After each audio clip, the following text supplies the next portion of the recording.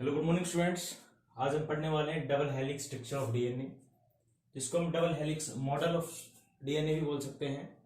और दो साइंटिस्ट थे, Watson and Crick.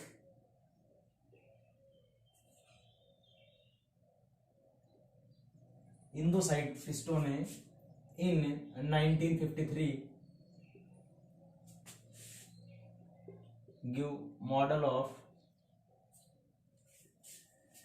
DNA that is known as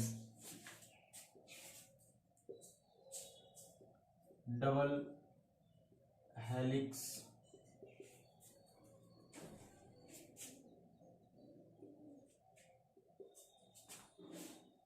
model of DNA.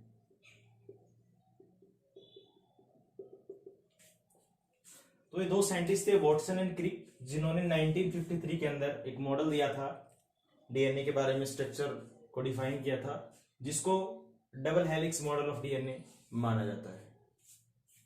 अब हम डीएनए के बारे में थोड़ा सा डिस्कस करते हैं कि डीएनए जो होता है एक न्यूक्लिक एसिड होता है। It is nucleic acid. ये एक न्यूक्लिक एसिड होता है, ठीक है, दैट इज मेनली प्रेजेंट इन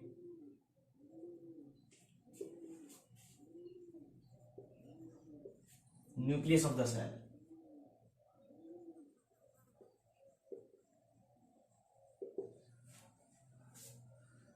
तो मोस्ट ऑफ द डीएनए जो होता है वो सेल के जो न्यूक्लियस होता है उसके अंदर प्रेजेंट होता है, और ये लार्जेस्ट बायोमोलिक्यूल्स होता है।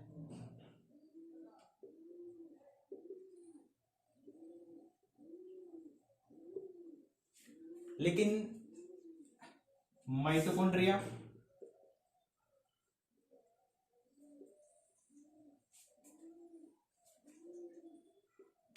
प्लास्टिड, इनके अंदर अपना खुद का डीएनए होता है। तो हम ये कह सकते हैं कि जो डीएनए है ये सिर्फ सेल के न्यूक्लियस के अंदर ही नहीं, बल्कि माइटोकॉन्ड्रिया जो प्लास्टिड है उसके अंदर भी पाया जाता है।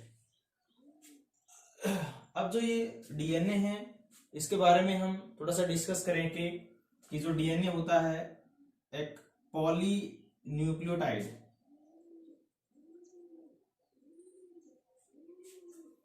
होता है, ठीक है। डीएनए क्या होता है? पॉली न्यूक्लियोटाइड होता है, ठीक है। तो वॉटसन एंड जो क्रिक ने जो अपना एक मॉडल दिया था जिसको double helix model of DNA structure बोलते हो, तो ये जो न्यूक्लियोटाइड होता है ये 2 स्ट्रैंड्स के अंदर एग्जिस्ट करता है,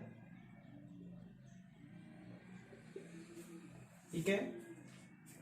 इसके अलावा जो डीएनए होता है उस पे नेगेटिव चार्ज होता है, नेगेटिवली चार्ज होता है डीएनए। दूसरा, इसके अलावा जो डीएनए होता है वो अगर हम यूकैरियोटिक सेल्स के बारे में बात करें तो यूकैरियोटिक सेल्स के अंदर जो डीएनए होता है वो हिस्टोन प्रोटीन के साथ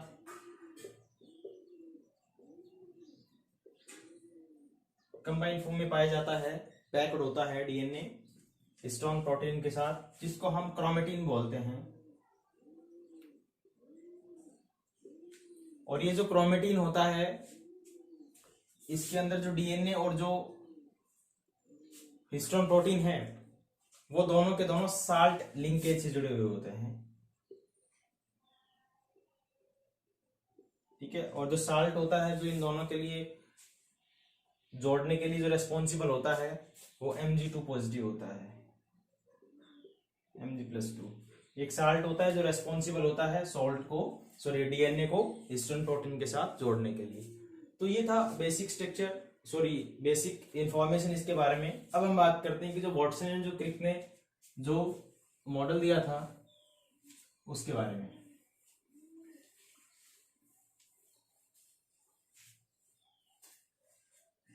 तो वॉटसन एंड क्रिक ने क्या बताया था कि जो डीएनए होता है वो डबल स्ट्रैंडेड पॉलीन्यूक्लियोटाइड होता है,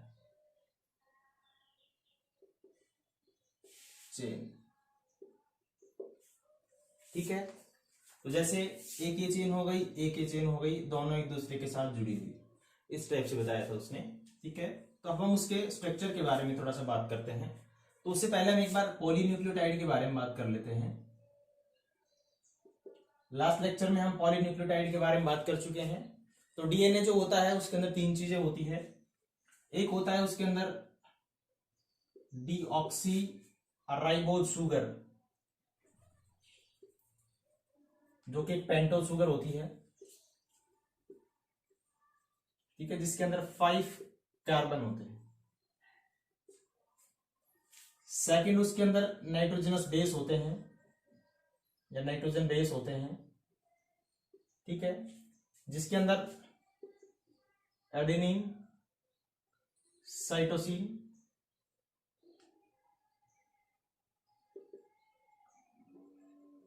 गुआनाइन एंड थाइमिन। ठीक है, ये 4 टाइप के नाइट्रोजनस बेस होते हैं या नाइट्रोजन बेस होते हैं। तो नाइट्रोजनस बेस जो होते हैं वो 2 टाइप के होते हैं इसके अंदर। एक होता है प्यूराइन और एक होता है पाइरिमिडीन। प्यूराइन के अंदर हम लेते हैं एडेनिन और गुआनिन, और जो पाइरिमिडीन है उसके अंदर हम लेते हैं साइटोसिन और थाइमिन। तो ये जो 2 नाइट्रोजन बेस होते हैं, एडेनिन और जो गुआनिन है, ये प्यूरिन के अंदर आते हैं, प्यूराइन के अंदर आते हैं। तो पाइरिमिडीन है उसके अंदर साइटोसिन और थाइमिन आता है। ठीक है, तो शॉर्ट फॉर्म में याद रखना, प्यूराइन एजी होता है और ये पीसी होता है, मतलब एडिनोसिन और गुआनाइन या एडिनिन और गुआनाइन। जो पाइरिमिडीन की बात करते हैं तो थाइमिन और साइटोसिन होता है। अब हम बनाते हैं इसका स्ट्रक्चर, जो क्या बनती है इस टाइप से।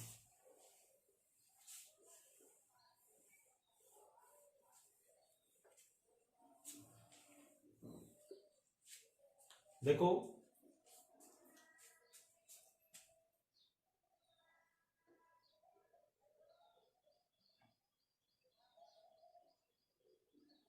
ये शुगर होगी हमारे पास, इसके पास ये फर्स्ट कार्बन होगी, ये सेकंड कार्बन होगी, ये थर्ड कार्बन होगी, ये फोर्थ कार्बन होगी, और उसके साथ जुड़ी हुई 5th कार्बन होगी। ठीक है, क्लियर।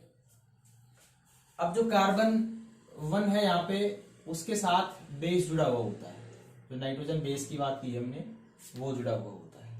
ठीक है, फॉर एग्जाम्पल्स इसके साथ हमने जोड़ दिया एडिनाइन को। ठीक है, तो हमारे पास शुगर हो गई है। ठीक है, दूसरा हमारे पास ये वाला बेस हो गया। अब हमने जो थर्ड जो चीज बताई थी न्यूक्लियोटाइड के अंदर, इसके अंदर शुगर होती है, जो इसके अंदर डीऑक्सीराइबोज शुगर होगी।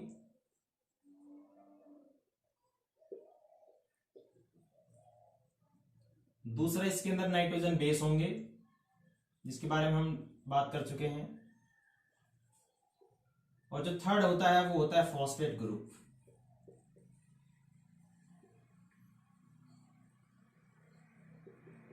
ठीक है, फॉस्फोरिक एसिड H3PO4 होता है। ठीक है, तो ये 3 चीजें होती है एक न्यूक्लियोटाइड के अंदर। अब हमारे पास क्या है कि भाई ये शुगर हो गई, पेंटोज शुगर हो गई, डीऑक्सीराइबोज शुगर हो गई। दूसरा क्या है, हमारे पास बेस हो गया। अब यहाँ पे बात आती है कि भाई फॉस्फेट ग्रुप जो होता है वो कहाँ जुड़ता है। तो फॉस्फेट ग्रुप हमेशा 5 नंबर कार्बन पे जुड़ेगा और दूसरा 3rd नंबर कार्बन पे जुड़ेगा। याद रखना है आपको। ठीक है, तो हमारे पास ये एक न्यूक्लियोटाइड हो गया। क्लियर। अब बेटा जो न्यूक्लियोटाइड है, इसके अंदर हमने पॉली न्यूक्लियोटाइड बोला है और डबल स्टैंड हो गया। तो सिंगल स्टैंड यहाँ पे भी लिखेंगे हम, डबल स्टैंड यहाँ पे जोड़ेंगे, बनाएंगे और उन दोनों को जोड़ देंगे, तो हमारे पास पॉली न्यूक्लियोटाइड होगा। ठीक है, तो ये क्या है, सिंगल न्यूक्लियोटाइड। सेम ऐसा स्ट्रक्चर हम इस टाइप से बना देंगे नीचे की तरफ।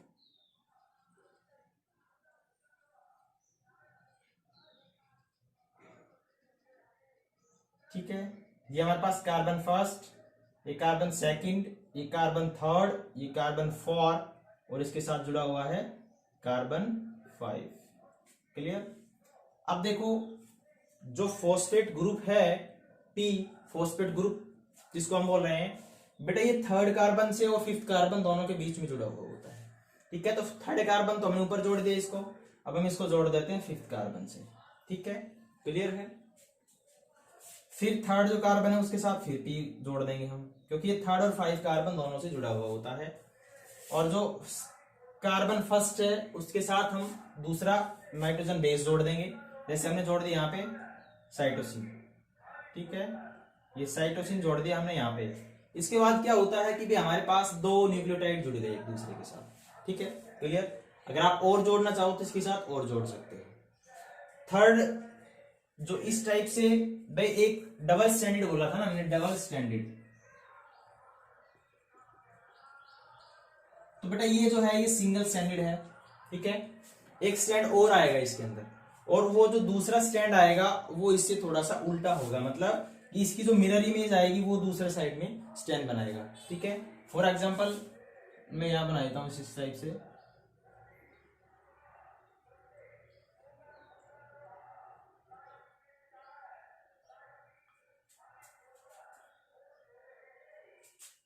ये कार्बन फर्स्ट, ये कार्बन सेकंड, ये कार्बन थर्ड, ये कार्बन 4 और इससे जुड़ा हुआ है कार्बन 5। क्लियर। अब जो मैंने आपको बताया था कि नाइट्रोजन जो बेस होता है वो कार्बन फर्स्ट से जुड़ा हुआ होता है। दूसरी बात आप याद रखेंगे यहाँ पे कि एडेनिन जो होता है वो थाइमिन से जुड़ता है, साइटोसिन जो होता है वो गुआनोसिन से जुड़ता है। ठीक है, आप यहां पे क्या करोगे कि एडेनिन जो है वो थाइमिन से जुड़ा होता है डबल हाइड्रोजन बॉन्ड से। ठीक है, क्लियर। जो साइटोसिन और जो गुआनोसिन है वो जुड़ा हुआ होता है ट्रिपल हाइड्रोजन बॉन्ड से। क्लियर, ठीक है। तो ये होते हैं बेस पेयर। जब दो बेस आपस में जुड़ते हैं with the help of hydrogen bonding तो उस पेयर को बोलते हैं बेस पेयर। ठीक है, तो यहां पे एडेनिन है तो एडेनिन के साथ क्या जुड़ेगा, थाइमिन जुड़ेगा। फर्स्ट कार्बन से जोड़ देना है आपको थाइमिन से। ठीक है, और इन दोनों के बीच में होती है डबल हाइड्रोजन बॉन्डिंग। क्लियर। अब दूसरा जो शुगर बनाएंगे हम यहां पे इस टाइप से बना दिया हमने।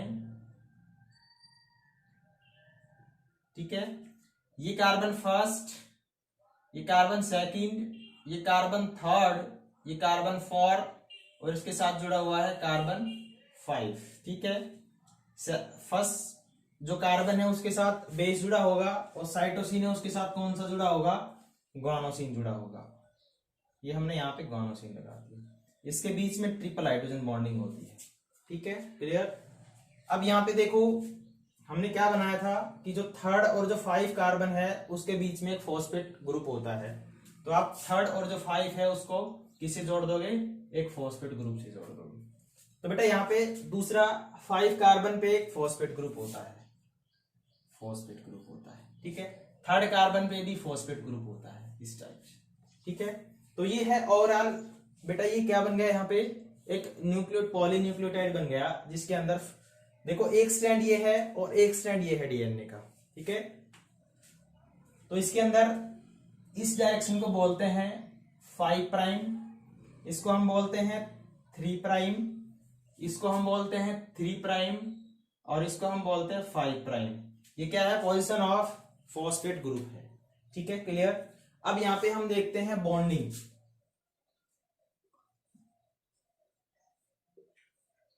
अब जो बॉन्डिंग होती है उस बॉन्डिंग के बारे में बात करते हैं।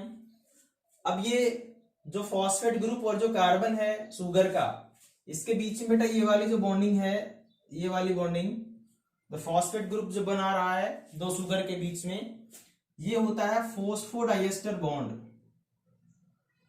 फॉस्फोडाइएस्टर बॉन्ड, यानी कि दो शुगर जो है वो जुड़ी हुई है with the help of phosphate group. तो बेटा यहाँ पे जो बॉन्ड बनता है उसको हम बोलते हैं फॉस्फोडाइएस्टर बॉन्ड, ठीक है। अब इसके बीच में भी बॉन्डिंग है, नाइट्रोजन जो बेस है यहाँ पे इन दोनों के बीच में भी बॉन्डिंग है। तो यहाँ पे ये जो बॉन्डिंग है ये जुड़ी हुई होती है हाइड्रोजन बॉन्ड से, इसको हम इसके बीच में हाइड्रोजन बॉन्डिंग होती है, ठीक है। दूसरा, ये जो स्टैंड है बेटा एंटी पैरेलल है ये, क्योंकि यहाँ पे डायरेक्शन 5 प्राइम से 3 प्राइम की ओर आ रही है, यहाँ पे डायरेक्शन 3 प्राइम से 5 प्राइम की ओर आ रही है। तो इस टाइप से इसको हम बोलते हैं एंटी पैरेलल, ठीक है। तो ये जो दो स्टैंड होते हैं ये क्या होते हैं, एंटी पैरेलल होते हैं। पैरेलल क्यों नहीं होते यहाँ पे, क्योंकि देखो ये जो हमने स्टैंड बनाया है एग्जैक्ट ऐसा ही दूसरी तरफ बनाते तो ये वाला सेम ऐसे इस तरफ जाता, तो बेटा ये जो यहाँ पे बेस है इसकी तरफ एडेनिन आ रहा है तो उसकी तरफ दूसरी तरफ थाइमिन आता है इस तरफ से, और जो डीएनए होता है इस टाइप से बॉन्डिंग करता है उसके साथ। तो जब डीएनए आमने सामने बॉन्ड करते हैं एक दूसरे को जोड़ते हैं इस टाइप से, तो वो अच्छी बॉन्डिंग मानी जाती है, और वो जो उस टाइप से बॉन्डिंग होगी वो वीक बॉन्ड होगा। तो इसी वजह से जो डीएनए के जो स्ट्रैंड्स होते हैं वो एंटी पैरेलल होते हैं। दूसरी बात यहाँ पे कि यहाँ पे एक राइबोज शुगर होता है, ठीक है, और वो राइबोज शुगर को हम बोलते हैं यहाँ पे डीऑक्सी राइबोज शुगर, ठीक है। तो डीऑक्सी राइबोज शुगर क्यों बोलते हैं, क्योंकि ये जो सेकंड कार्बन है यहाँ पे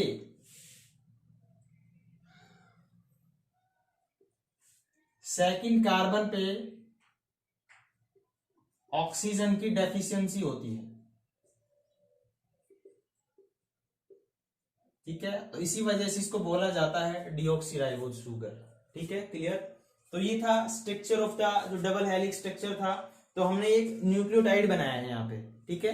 और न्यूक्लियोटाइड पॉलीन्यूक्लियोटाइड, देखो ये काफी 4 न्यूक्लियोटाइड बनाए हैं तो एक टाइप से क्या हो गया, ये पॉलीन्यूक्लियोटाइड हो गया। और जो डीएनए होता है वो भी क्या होता है, एक पॉलीन्यूक्लियोटाइड चेन होती है, ठीक है। डबल स्टैंडर्ड है हमारे पास, एक ही स्टैंड है दूसरा ये स्टैंड है, ठीक है। दोनों के दोनों जो है वो एंटी पैरेलल है, स्टैंड जो है एंटी पैरेलल है।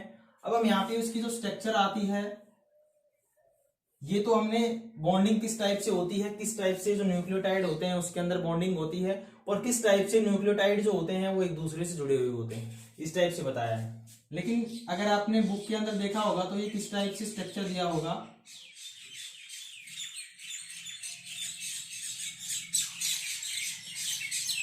ठीक है।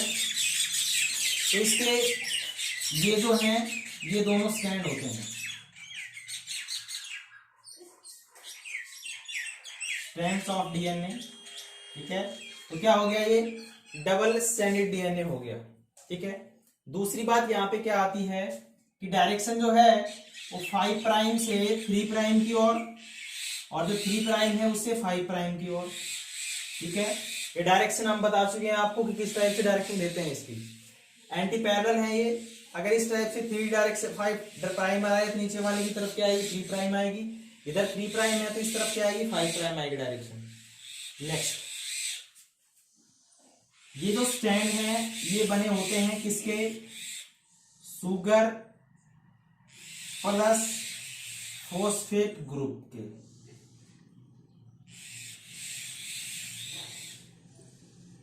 ठीक है, जिसको हम डीएनए की बैकबोन बोल रहे हैं यहाँ पे। वो बनाई हुई है किससे, फॉस्फेट ग्रुप से और शुगर से, और शुगर कौन सी, डीऑक्सीराइबोज शुगर, ठीक है। अब ये जो स्टैंड है ये एक दूसरे से जुड़े हुए होते हैं नाइट्रोजन बेस से, ठीक है। तो यहाँ पे अगर मैं एडेनिन लिखता हूं तो इस स्टैंड पे क्या आएगा, थाइमिन आएगा। यहाँ पे मैं साइटोसिन लिखता हूं तो इस स्टैंड पे क्या आएगा, गुआनोसिन आएगा। तो जुड़े होंगे इस टाइप से, ठीक है। एडेनिन जो है वो थाइमिन से जुड़ा होगा। आप उल्टे भी लिख सकते हो, एडेनिन जो होगा थाइमिन से जुड़ा होगा, थाइमिन जो है वो एडेनिन से जुड़ा होगा, ठीक है।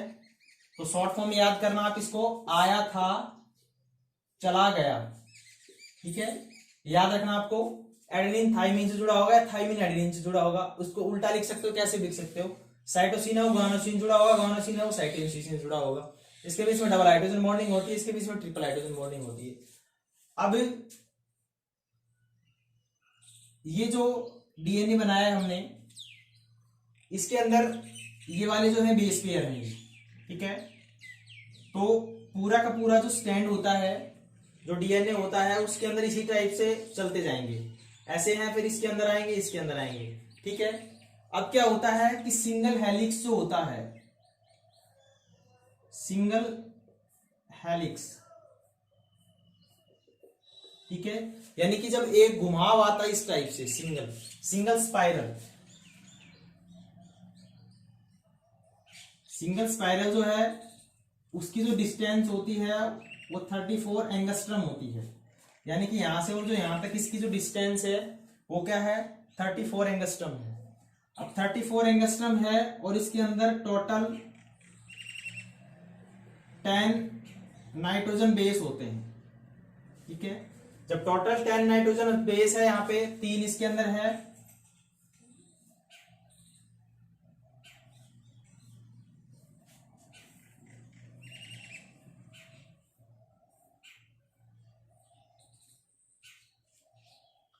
तो यहां से यहां तक की डिस्टेंस 34 एंगस्ट्रम है, क्लियर, ठीक है। अब यहां से यहां तक की जो 34 एंगस्ट्रम डिस्टेंस है और यहाँ पे 10 टोटल नाइट्रोजन बेस पेयर होते हैं, ठीक है। तो इतनी जो सिंगल यहाँ पे स्पाइरल बनाया हमने, उसकी जो डिस्टेंस होती है वो 34 एंगस्ट्रम होती है और उसके अंदर 10 बेस पेयर होते हैं।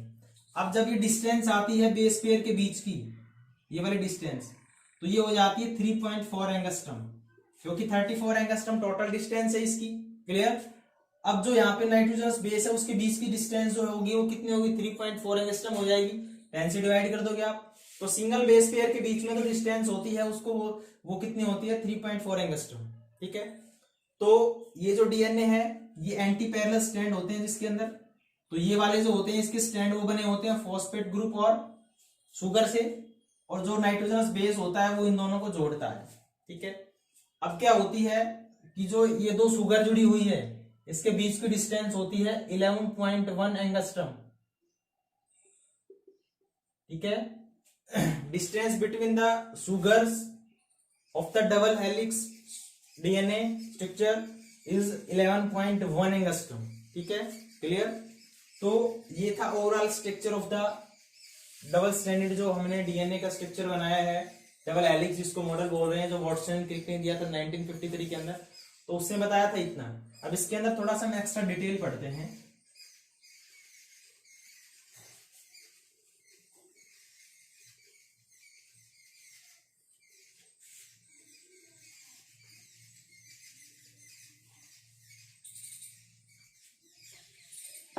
एक रूल आया था,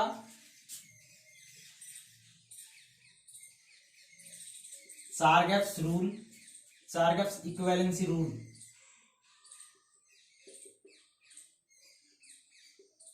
और इसने रूल ने ये बताया कि जो डीएनए होता है उसके अंदर प्यूराइंस जो होते हैं वो इक्वल होते हैं, प्यूराइंस जो होते हैं वो इक्वल होते हैं पायरिमिडीन के, ठीक है। इसने क्या बताया कि प्यूराइन न्यूक्लियोटाइड जो होता है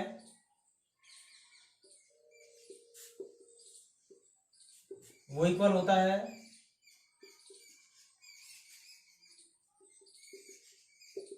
पायरिमिडीन न्यूक्लियोटाइड के, ठीक है।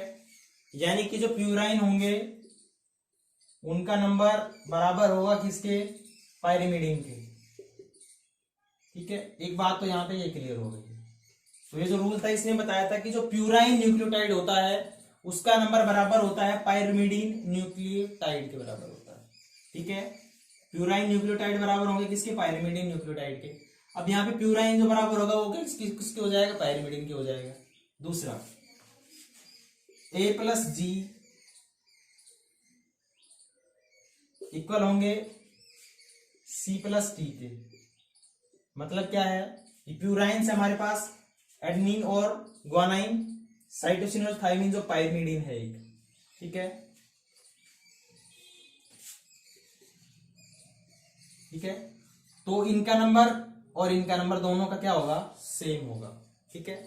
क्लियर है? यानी कि जितने नंबर ऑफ एडेनिन और जो गुआनोसिन है उतने नंबर ऑफ साइटोसिन और थाइमिन होंगे। ठीक है, क्लियर।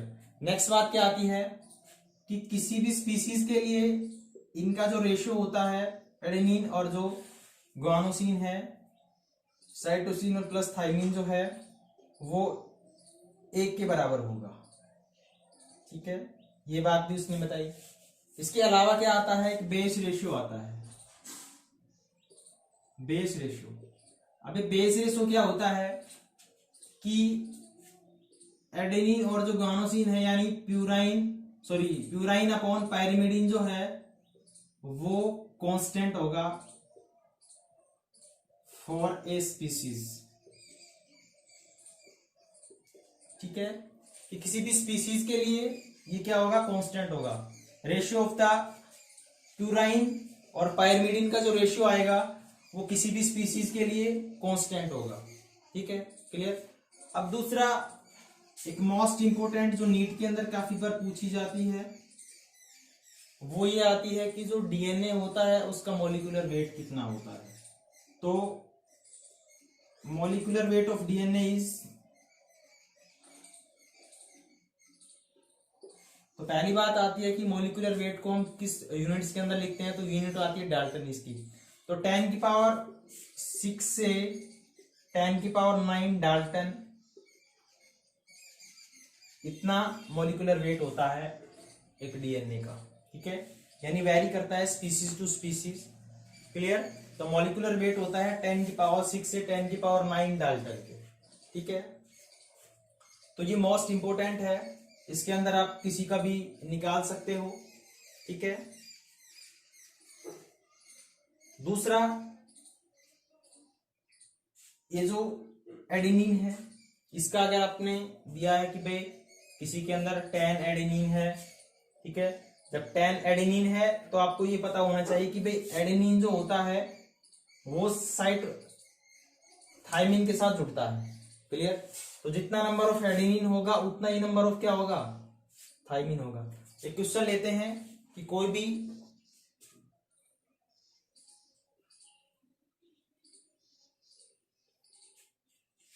स्पीसीज है। ठीक है, कोई भी डीएनए का स्ट्रक्चर है जिसके अंदर एडेनिन दिया है 15। ठीक है, जब एडेनिन 15 दिया है तो आपको निकालना है नंबर ऑफ थाइमिन। ठीक है, और इसके अंदर जो साइटोसिन दिया है वो दिया है 10, तो आपको निकालना है नंबर ऑफ गुआनोसिन। ठीक है, तो आपको ये बात बता देता हूं यहाँ पे कि जो एडेनिन होता है वो हमेशा बराबर होता है थाइमिन के, क्योंकि एडेनिन जो होता है वो जुड़ता है थाइमिन के, तो जितने एडेनिन होंगे उतने क्या होंगे, थाइमिन होंगे। साइटोसिन होगा वो जुड़ता होगा, साइटोसिन जो है जुड़ता है गुआनोसिन के साथ, ये गुआनाइन के साथ जुड़ता है। तो जितना नंबर ऑफ साइटोसिन होगा उतना ही नंबर ऑफ क्या होगा, गुआनोसिन होगा। तो एडेनिन का नंबर इतना है तो थाइमिन का नंबर भी कितना आएगा, 15 आएगा। गुआनोसिन और साइटोसिन का 10 है तो गुआनोसिन का भी कितना आएगा, 10 आएगा। ठीक है, तो आप इजीली निकाल सकते हो, कोई दिक्कत नहीं है। ठीक है, तो ये था सारगैप्स इक्विवेलेंसी रूल। ठीक है, तो हमने आज स्ट्रक्चर ऑफ डीएनए के बारे में बात की है। आज के लिए इतना ही था। Thanks for today.